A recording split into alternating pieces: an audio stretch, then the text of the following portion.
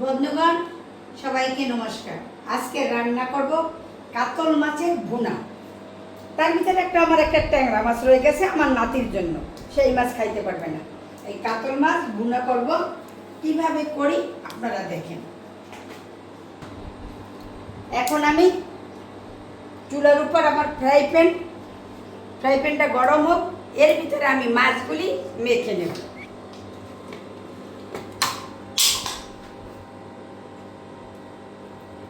দিব হলুদের গুঁড়ো,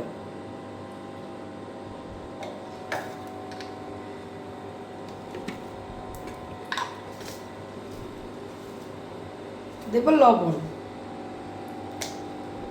দেব এর ভিতরে একটু সরিষার তেল। আর ফ্রাই প্যান গরম হয়ে গেছে, ফ্রাই প্যানে দিয়ে দেব সরিষার তেল মাছ ভাজার জন্য।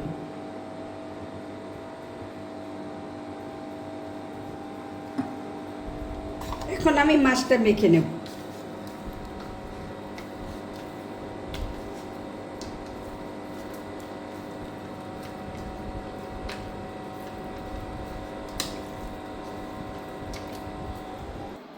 ফ্রাই প্যান গরম হয়ে গেছে, এখন দিয়ে দেব মাছগুলি।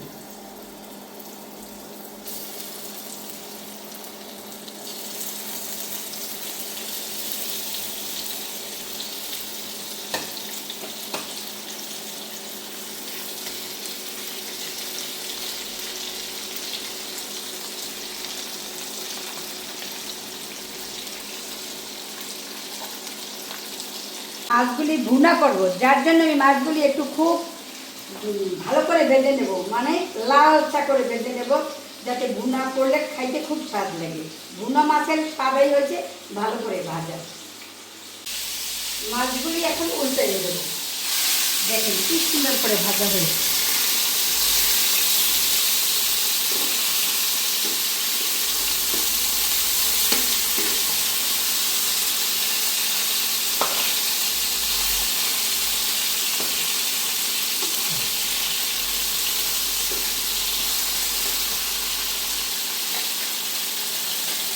এই মাছ ভুনা করলে খেতে যে কত স্বাদ লাগবে, তার কারণ মাছগুলি একদম টানা টানা ভাজা, যার জন্য স্বাদটা ওই রকম। এখন মাছগুলি ভাজা হয়ে গেছে, মাছগুলি তুলে নেব।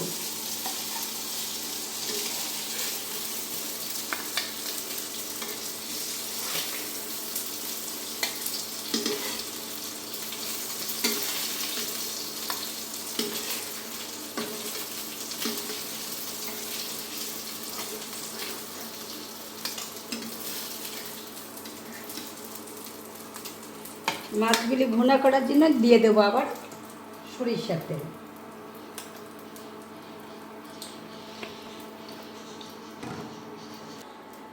দিয়ে দেব একটা তেজপাতা,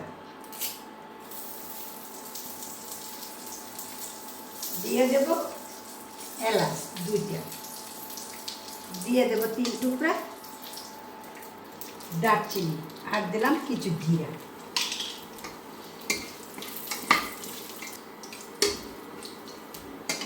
এখন দিয়ে দেব পেঁয়াজ কুচি,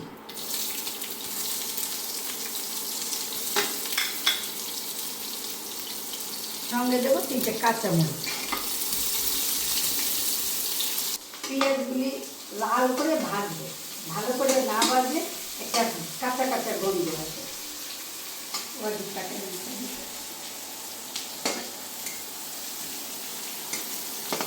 পেঁয়াজগুলি ভাজা হয়ে গেছে, এখন দেব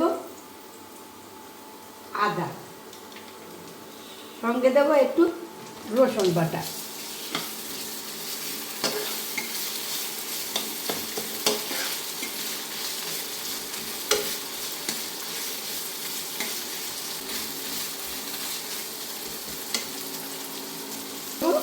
পরিমাণ মতো হলুদের গুঁড়ো,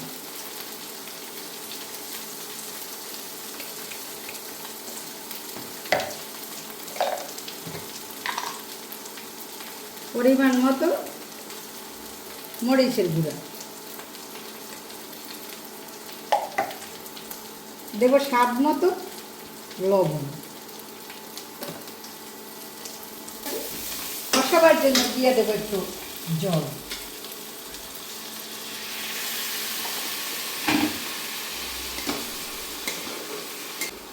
মাছটা তো ভুনা করবো, তাই জিরা এবং ধনিয়ার চাইলে গুঁড়া করে এটাও দিয়ে দেবো একই সঙ্গে।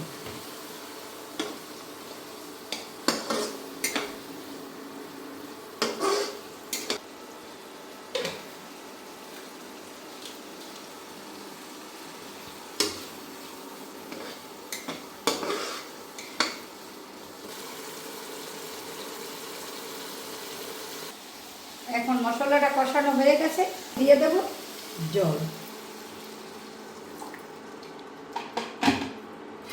এখন আস্তে আস্তে জাল হবে, তারপরে মাছগুলি দিয়ে দেব। এখন মাছগুলি দিয়ে দেব।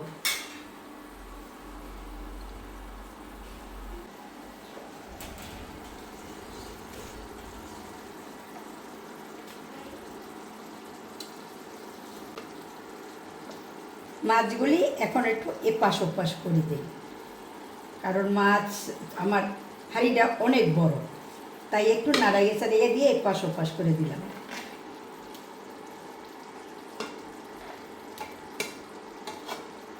এখন কিছু সময়ের জন্য ঢেকে রাখবো, কারণ যে ময় মশলাটা দিলাম ঢেকে রাখলে সব ময় মশলাটা মাছের ভিতর ঢুকবে এবং মাছে অন্যরকম একটা স্বাদ লাগবে, তাই আমি এখন ঢেকে দিলাম। এখন ঢাকনাটা তুলে ফেলি। দেখেন মাছটা কত সুন্দর করে রান্না হয়েছে।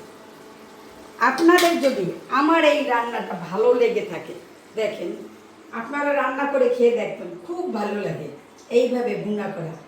আর আপনাদের সবার কাছে আমার অনুরোধ, আমার রান্না যদি ভালো লাগে তবে লাইক করবেন, শেয়ার করবেন, কমেন্ট করবেন এবং আপনারা আমার পাশে থাকবেন।